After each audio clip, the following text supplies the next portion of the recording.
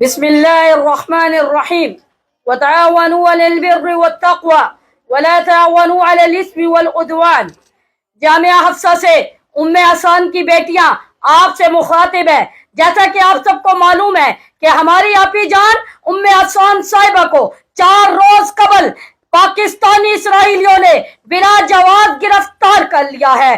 ان پر جھوٹے مقدمے ڈال کر ان کو نامعلوم جگہ پہ رکھا ہوا ہے۔ ہمارے احتجاج پر حکومتی نمائندے آتے ہیں اور مذاکرات کی آڑ میں اس حساس معاملے کو طول دینے کی کوشش کر رہے ہیں۔ اس مسئلے کو حل کرنے میں قطعاً سنجیدہ نظر نہیں آ رہے۔ اس وقت کیفیت یہ ہے کہ پورے ملک سے ام حسان اور ان کی شاگردات اور ان کے چاہنے والے شدید غم اور غصے کا شکار ہے۔ ٹیلی فون کے ذریعے ہزاروں لوگ ان کی رہائی کے متعلق سوالات کر رہے ہیں۔ ام حسان کی شاگرد اور ان کے چاہنے والے قافلوں کی شکل میں لال مسجد اور جامع سیدہ حفصہ کی طرف رخ کر رہے ہیں۔ ہمیں خدشہ ہے کہ اگر ام حسان صاحبہ کو فوری رہا نہ کیا گیا تو ملک کا یہ امن خطرے میں پڑ جائے گا۔ اس لیے تمام بہنوں اور تمام غیرت مند بھائیوں سے گزارش ہے کہ ام حسان صاحبہ جو شہداء کی ماں ہیں، جنہوں نے دین کی خاطر اپنے اکلوتے بیٹے کو دین پر قربان کر دیا، آج انہیں تمہاری ضرورت ہے۔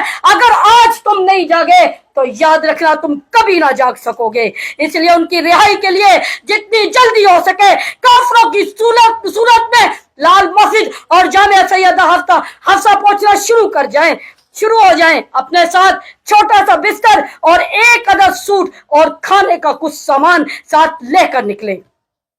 یاد رکھیں کہ اگر آج ام حسان صاحبہ جو کہ شہداء کی ماں ہے اس ملک میں محفوظ نہیں ہے تو آج یاد رکھنا ملک کی کوئی ماں، کوئی بہن، کوئی بیٹی، کوئی بیوی محفوظ نہیں رہے گی۔